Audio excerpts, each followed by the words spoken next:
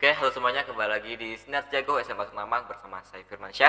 Dan kali ini kita kedatangan tamu yakni salah satu alumni SMA Senamang tahun 2023 dan juga salah satu duta genre persahabatan Bangka Tengah tahun 2003 yakni Kak Fernanda.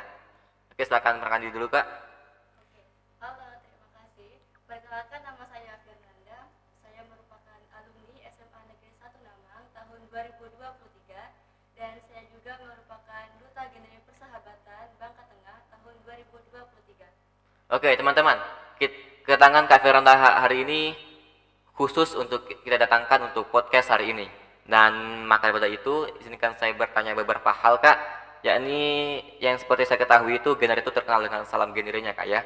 Nah, kira-kira apa sih Kak makna dari salam genre itu? Oke, salam genre.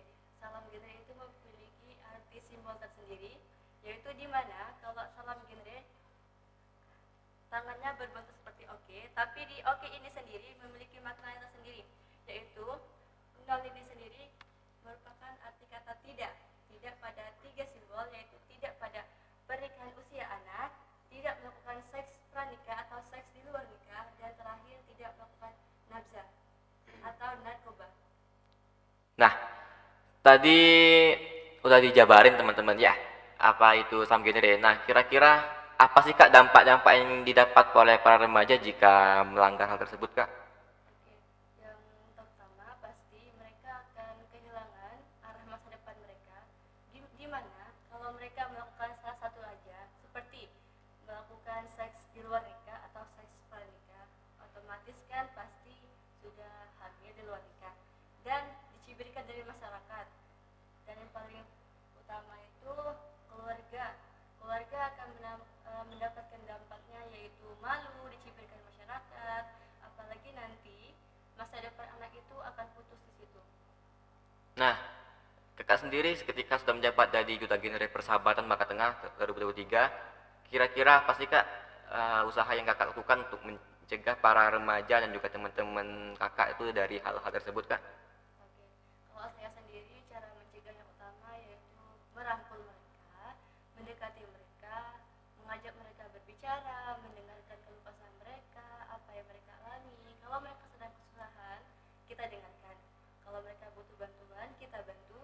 Dan kalau mereka kehilangan arah, ya kita jelaskan, kita motivasi mereka supaya menjadi ke yang benar lagi. Oke. Nah, lalu yang saya ketahui itu generasi berencana Kak ya. Betul. Nah, kira-kira apa sih Kak yang Kakak ketahui tentang fungsi keluarga itu Kak? Fungsi keluarga.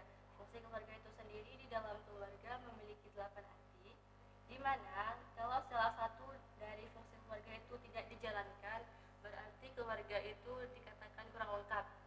Dan fungsi keluarga itu ada terdiri dari fungsi agama, fungsi cinta kasih, fungsi reproduksi, fungsi ekonomi, fungsi sosial budaya, fungsi perlindungan, fungsi pendidikan, dan fungsi lingkungan.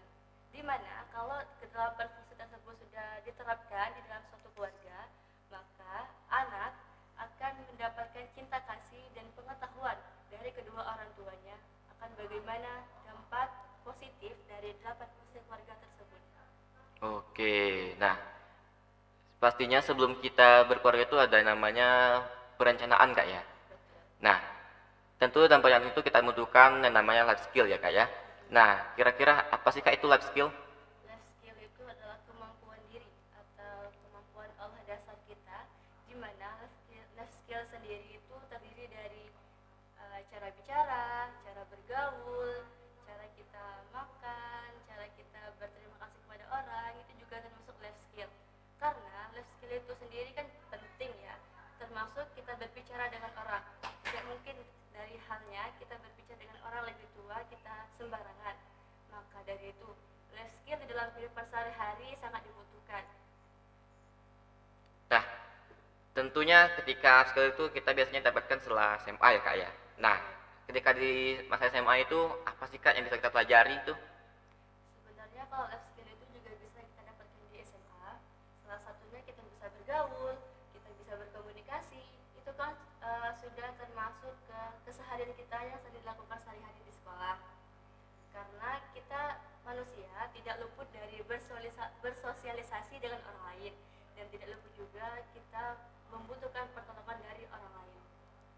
Nah, biasanya sebelum gabung di Togender itu kita biasanya itu kakak tuh ada di Pick R ya kak ya. Betul? Nah, biasanya itu di Pick R itu apa sih kak yang biasa kakak lakukan untuk menjadi konselor yang baik kak? Oke. Kalau kita mau jadi konselor yang baik di suatu PIK-R, kita harus mempunyai pertama wawasan. Karena percuma kalau kita tidak punya wawasan yang cukup luas, tapi kita ingin menjadi seorang konselor. Percuma juga, karena kita tidak akan mengajarkan materi banyak kalau kita sendiri minim materi. Yang kedua, kita harus bisa berbaur dengan orang lain. Kalau kita malu, kita introvert, kita canggung, itu tidak bisa menjadi konselor yang baik. Dan kita juga harus amanah, karena seorang konselor sebaya di PIK-R itu tugasnya mendengarkan cerita, menasehati, mengasihi. Karena kalau kita tidak bisa mendengarkan atau menjaga rahasia para si pencerita, itu kita tidak bisa dikatakan seorang konselor. Percuma kita menjadi seorang konselor, tapi diri kita sendiri tidak bisa menjaga amanah dari orang lain. Oke, nah ya biasanya itu dalam kehidupan remaja itu ada yang namanya remaja yang tidak ingin menceritakan masalahnya kak ya. Nah biasanya itu bagaimana sih kak kakak merangkul mereka lebih tepatnya? Oke, kalau pada remaja yang tidak ingin menyelesaikan masalah mereka, kita dekati mereka perlahan.